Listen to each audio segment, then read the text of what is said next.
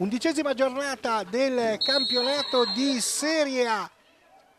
Sassuolo Hellas Verona con l'Hellas che ci prova subito con Cantore. Hellas a 11 punti, Sassuolo a quota 14, 10 conquistati nelle ultime 5 partite.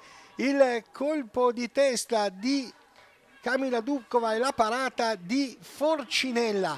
Ancora il Verona in avanti, il cross, la girata di testa di Pirone con la palla parata da Lemay, si porta nuovamente in avanti il Sassuolo. Questa volta la conclusione di Michaela Dubkova con la palla che termina fuori. Siamo nei primi 15 minuti che sembrano essere molto promettenti. Il cross di Molin direttamente sul portiere. 3-5-2 per il Sassuolo, 4-3-3 per il Verona. Lionna ci prova, non trova la porta.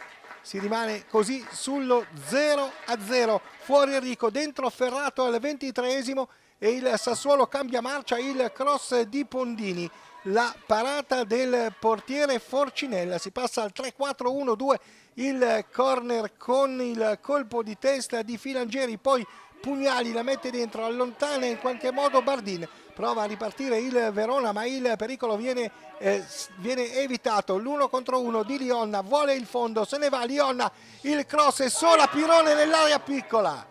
L'occasione di segnare per il Verona, l'occasione di portarsi in vantaggio, e qui invece è Pugnali che se ne va. Il cross, Forcinella non la tiene, il colpo di testa di Ferrato, il gol del vantaggio. Siamo al 36esimo minuto. Azione di Pugnali sulla destra e il gol di Ferrato in campo da 13 minuti. La punizione di Lenzini, la palla ribattuta da Cantore, poi calcio d'angolo di Lionna, va con il destro Sardu ma non trova la porta.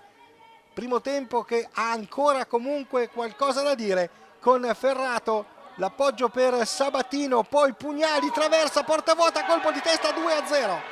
Il raddoppio di Ferrato è il secondo gol in questa stagione di Ferrato, dopo averne segnati 3 in Coppa Italia nel 5-0 alla Roma. Finisce il primo tempo con il Sassuolo in vantaggio per 2-0.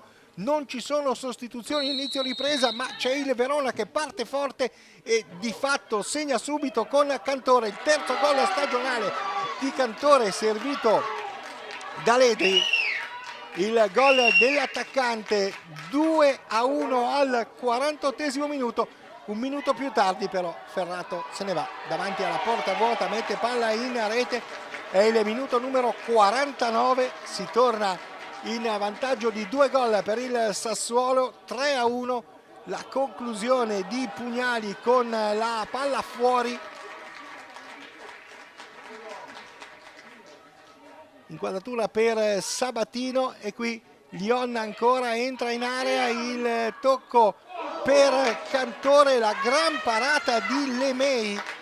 Grande parata di Lemay con palla in calcio d'angolo. Lionna se ne va sul fondo, crossa, mano evidente di Cutler, non ci sono proteste, c'è rigore, calcia Pirone, grande risposta del portiere Lemay. Si rimane sul 3-1, poteva essere l'azione della svolta, poteva essere il rigore del 3-2 e qui c'è il tocco di Ferrato per Lenzini, palla dentro, fa 4-1 Sabatino.